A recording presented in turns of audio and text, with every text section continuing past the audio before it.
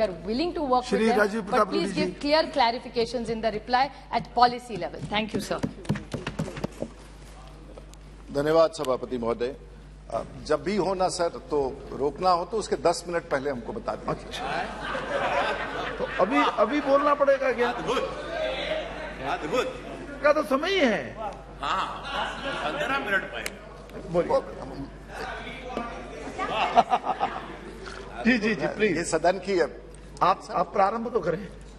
ये जो energy conservation bill है सर, और औसतन हम लोग अंतर्राष्ट्रीय स्तर पर जाते हैं तो कोई बड़ा निर्णय करके आते हैं और फिर सरकार लौट के आती है तो फिर सो जाती है।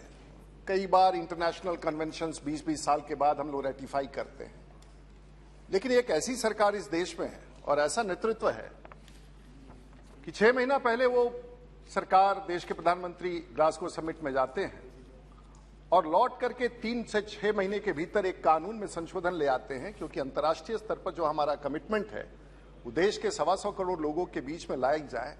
ये शायद एक ही व्यक्ति इस काम को, क्षमा कीजिए पुराना भी हम लोग सदन में बैठते रहे देखे, लेकिन जिस महीनता के साथ, जिस गंभीरता के साथ भारत की सरकार और वर्तमान प्रधानमंत्री करते हैं, शायद ये अपने आप में एक अनोखा है।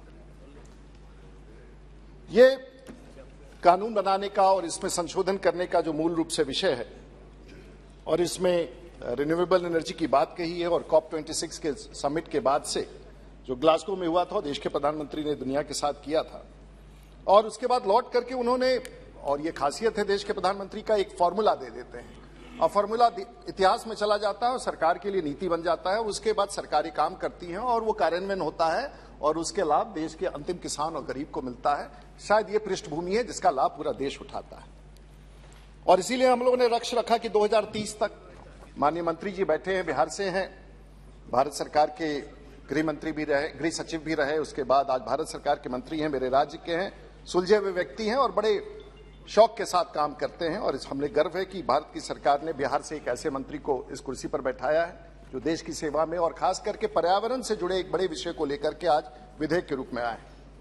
और जो नॉन फॉसिल फ्यूल टारगेट हमें प्राप्त करना है 2030 तक 500 गीगावाट, लेकिन उससे एक बड़ी बात है, और इसमें एक ऐसा लक्ष्य है, औसतन जब हम लक्ष्य बनाते हैं तो अपना लक्ष्य 5 साल, 10 साल, 15 साल का रखते हैं, और एक ऐसा लक्ष्य देश के प्रधानमंत्री बनाया है जो शायद उस लक्ष्य के प्राप्ति के दौरान हम में से यहां कोई ना रहे, वो 2070 का है।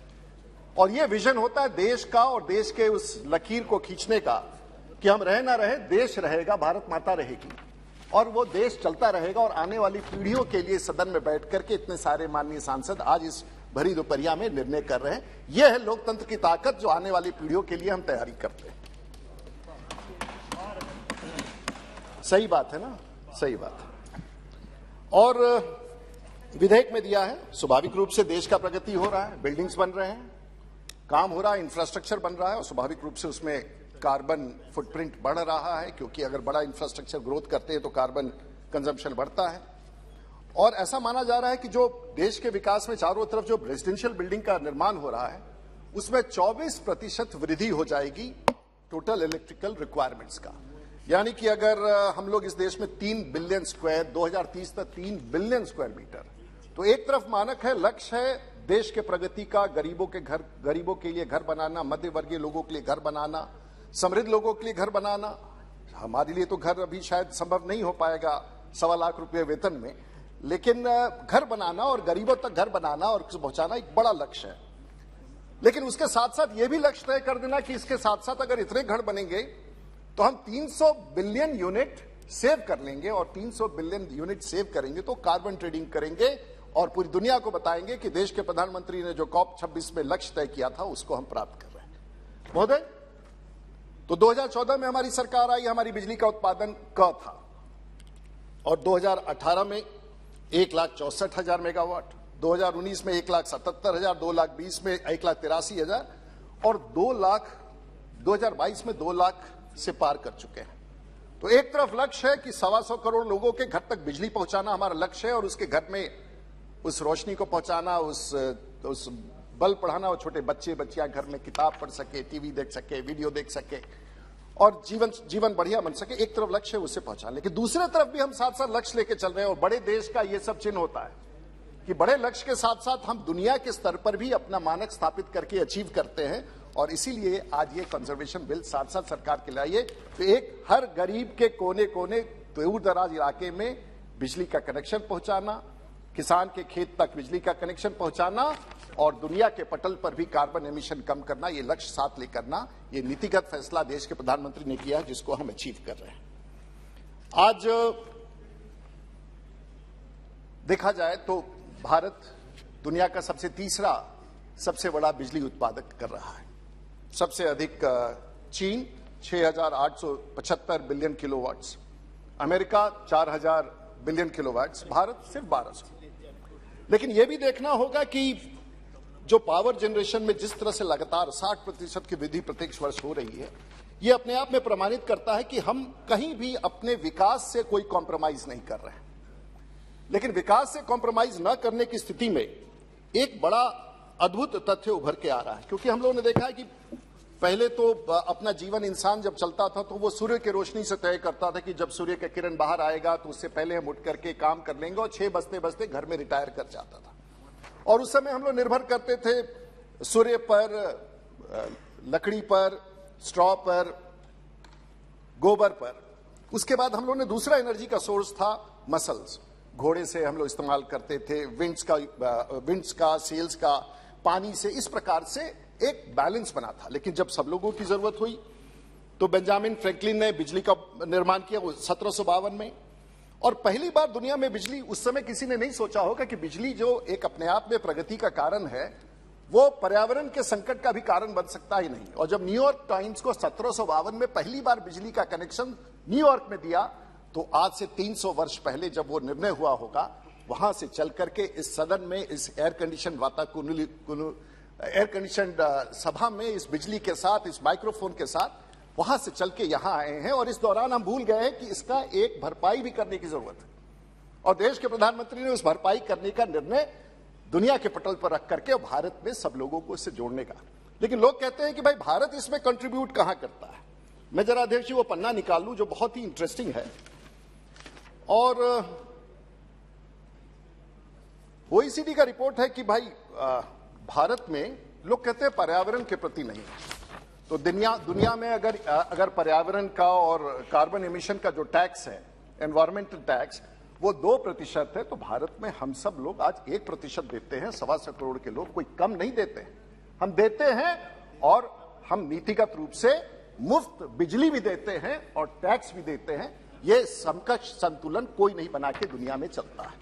अगर इसके आगे देखें, अगर यूरोपियन यूनियन में 70% हम बिजली को टैक्स करते हैं, तो भारत में हम 50% करते हैं। ये बात दूसरी है कि डिस्कॉम्स फेलियर में है, लेकिन आज भी हम पर्यावरण के प्रति टैक्सेशन में, और ये ओईसीडी का रिपोर्ट है। एमिशन ट्रेडिंग सिस्टम हम बना रहे हैं, हम इसमें कमजोर थे और इस सरकार इस विधेयक के माध्यम से हम बढ़ रहे हैं। लेकिन सोचना, हमारा यहां उद्देश्य आज खड़ा होकर यह कहना है कि सोच क्या होता है। और देश के प्रधानमंत्री, जब हम पर्यावरण संतुलन की बात कर रहे हैं तो यह हो रहा है कि बिजली फॉसिल से, फलाना से।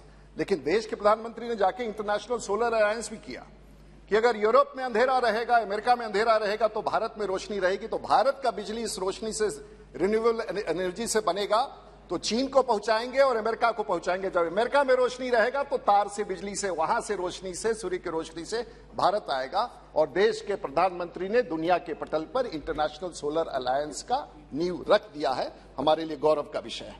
महोदय, अगर थोड़ा और आगे बढ़े तो सबसे रोचक विषय यह है। महोदय, मुझे 10 मिनट पहले जरूर बोल दीजिएगा। तो अभी से 10 मिनट प्रारंभ महोदय। चलिए, तो ये सही है सर, 10 मिनट मैं एकदम आपको 8 मिनट में खत्म कर दूंगा महोदय। तो इसके पश्चात हम लोग चलते हैं आगे एक तरफ से। हाँ सर, महोदय, हमारा दायित्व क्या है? और कार्बन एमिशन, कार्बन फुटप्रिंट के बारे में बात करें तो एक बड़ा, अरुण जेटली साहब नहीं रहे, स्वर्गीय अरुण जेटली कहा करते थे और पूरी दुनिया में प्रचलित हुआ, पॉल्यूटर्स पे। साहब, अमेरिका का पॉल्यूशन क्या है? विकसित देश है, उनका per capita pollution 20 million metric ton per head है। रशिया 11, EU 9.4, जापान 9.87 और भारत कितना है? भारत का कितना? 1.4। भारत का है 1.4 और दुनिया का 4। हम तो इसको सब अनुपालन कर रहे हैं दुनिया के सामने हमारे लेकिन अगर देखा जाए तो साथ साथ, क्योंकि हमारी आबादी ज्यादा है, चीन आज दुनिया में सबसे ज्यादा कार्बन एमिशन कर रहा है। That is about 10,175 million tons of carbon dioxide. Then comes United States of America, 5,285. Of course, India is the third, which is 2,616, and Russia is 1,678. But per capita is our lowest in the country. And today, the emissions across the world, as per the OECD report, is around 35,000 million tons of carbon dioxide. Yes, it's a challenge, and we need to control it. क्यों? और यही सवाल है, क्योंकि मैं इसको वहां तक इसलिए ले जाना चाहता हूं कि मेरे लिए वो हमेशा एक विषय रहा है जिसको मैं हमेशा इस सदन में भी कहता हूं, और वो है क्लाइमेट चेंज से। और ये समय है फिर से देश को, लोगों को बताने का कि आखिर में कारण क्या है, इसका निर्णय हमें क्या करना है। इससे हमें हो सकता है कि इसका थोड़ा कॉस्ट हमारे पर ज्यादा है, लेकिन आने वाले पीढ़ियों के बारे में यदि हमें सोचना है, if you have to think about the posterity, we have to decide this in this house, in the visionary leadership of the prime minister, we have to decide why. 1950 में अगर प्री इंडस्ट्रियल लेवल में जब हम temperature rise की बात करते थे, उससे ज्यादा हम बढ़ चुके हैं, और हम लोगों का लक्ष्य है कि क्योटो प्रोटोकॉल के पेरिस एग्रीमेंट में हमने कहा है कि इसको 2 डिग्री तक हम करेंगे। क्यों? आज हमारी आबादी दुनिया की लगभग 7.2 बिलियन से ज्यादा क्रॉस कर रही है। परिणाम क्या हो रहा है? तापमान बढ़ रहा है, दुनिया का फूड प्रोडक्शन कम आ रहा है, जिसका परिणाम है, इसका प्रभाव आज नहीं तो कल हम पर पड़ेगा।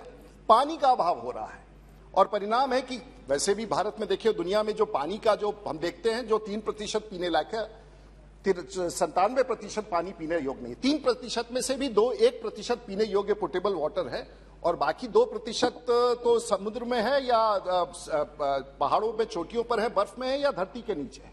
तो पानी का भी अभाव है। वैसी स्थिति में यदि ये संतुलन बिगड़ता है तो आने वाली पीढ़ियों में हम सब लोगों की चिंता की। हम लोगों को लगता है छोटा सा, अगर पौराणिक रूप से कहते थे कि पीपल का पेड़ लगाना है, लेकिन एक पीपल का पेड़ 4 दिन में एक पूरे व्यक्ति के ऑक्सीजन की व्यवस्था करता है। इसीलिए कहा गया है कि पीपल का पेड़ लगाया जाए।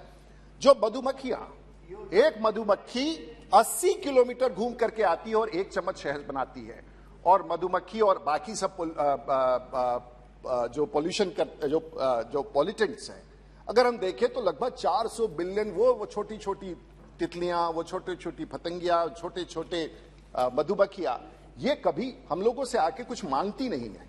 ये कहती नहीं कि साहब मेरा पेमेंट क्या हुआ, मैंने इतना मेहनत करके शहद बनाया।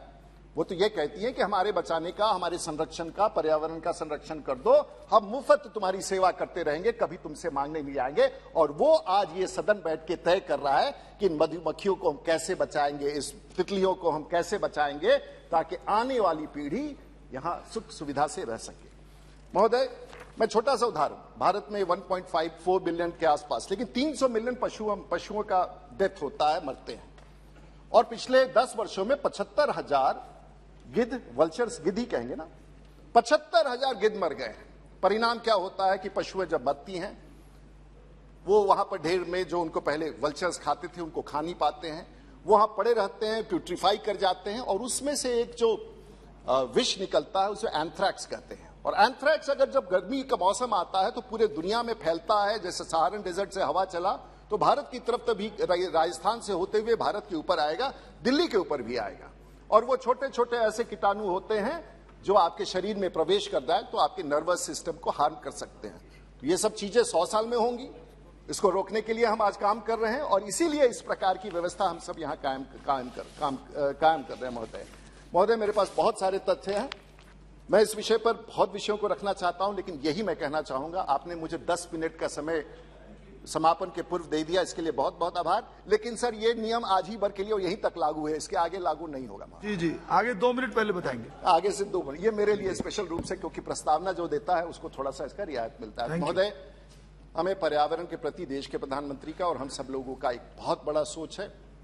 पर्यावरण के लिए ही आज देश के माननीय मंत्री जी, इधर देख ही नहीं रहे हैं मंत्री जी, आपका मैं इतना सुन रहे हैं ना, सुनिए ध्यान से सुनिए, लिख लीजिएगा, छोटा छोटा बात सब है। और मैं मंत्री जी को आभार देना चाहूंगा, इन्होंने बिजली के क्षेत्र में बिजली के क्षेत्र में बहुत अच्छा काम किया है, और बिहार में तो विशेष रूप से इन्होंने बहुत अच्छा काम किया है। और बिहार का विजन 2025, अब आने वाले दिनों में बिहार को परिवर्तित कर देना है, बिहार को दुनिया का महोदय, मेरे लिए चिंता का एक ही विषय महोदय, लास्ट सेंटेंस, पूरे देश में बिहारी आगे है और बिहार पीछे है। जैसे हमारे बिहारी आगे हैं माननीय मंत्री जी, बिहार पीछे है। इसका रास्ता माननीय मंत्री जी हम लोग को बिहार में निकालना है। ठीक है, आपका बहुत बहुत श्री नमस्कार। के नवसकानी जी।